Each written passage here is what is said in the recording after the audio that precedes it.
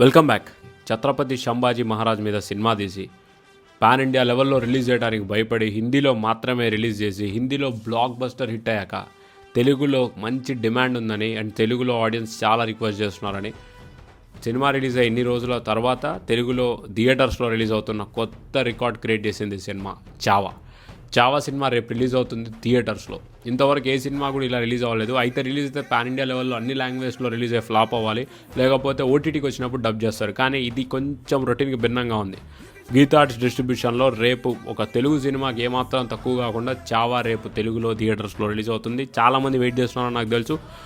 And ఇంకొక విషయం ఏంటంటే ఏజెంట్ సినిమా 2 సంవత్సరాల తర్వాత సోనీ లీవ్లోకి ఫైనల్లీ రిలీజ్ అవుతుంది March 14th.